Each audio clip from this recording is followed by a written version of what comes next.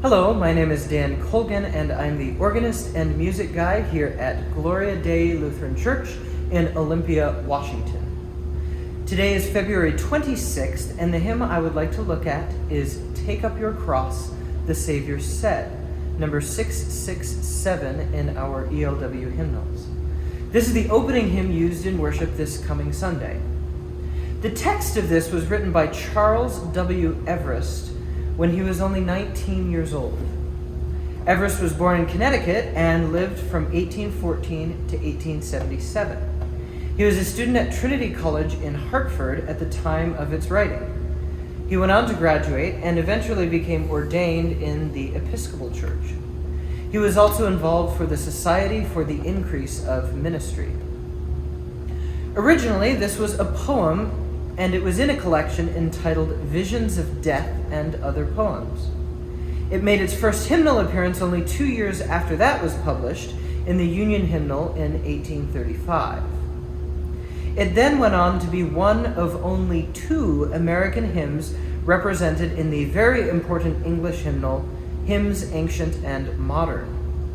This was both a blessing and a curse for this hymn. The upside was that it made the hymn widely known on 2 continents at least. The downside was that the editors and compilers of this hymnal really took some editorial liberties. A side note, that collection, Hymns Ancient and Modern, is notorious for doing this. It's sometimes referenced as hymns altered and mangled by us hymn enthusiasts. However, in that hymnal's defense, one 19th century hymn scholar called Everest's original poem, quote, one of those hymns of poor quality which have to be always changed to make them possible for use, end quote. Anyway, the text that we have in our hymnals today, and in most mainstream hymnals, is a descendant of that, as opposed to the original poem. So, me being me, I had to see what all this fuss was about. Luckily, someone online uploaded a scan of the original entire Visions of Death and Other Poems. So I went to go look. Here's an example of what I found. I want to look at the 3rd verse. Here's how it is printed in the original.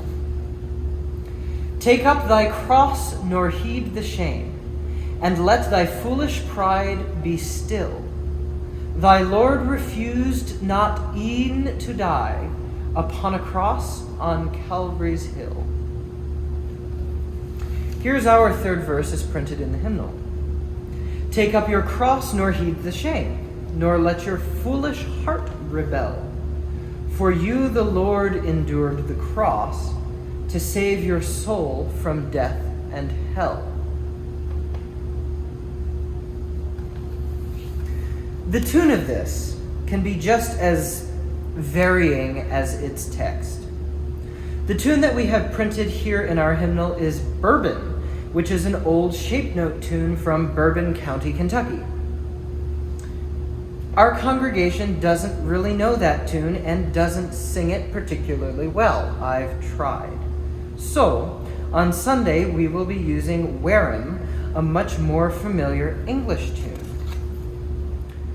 Our ELW's predecessor, the LBW, uses Nun lasst uns den Leib begraben, obviously a German tune. Again, that one's not that familiar to many congregations either.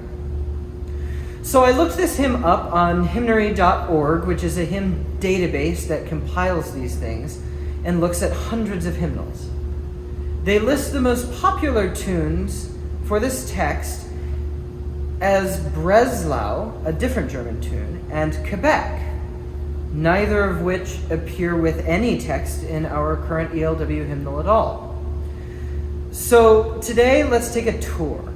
We'll start with Bourbon, then we'll move to Wareham, which is the one we'll use this coming Sunday, followed by the German tunes, and we'll end with Quebec. I'll try to put captions up on the screen so that you can see which is which as you listen. Thank you for joining me again today, and a reminder that you can find this entire series on our church website at gloriadeiolympia.org or in the link in the description below.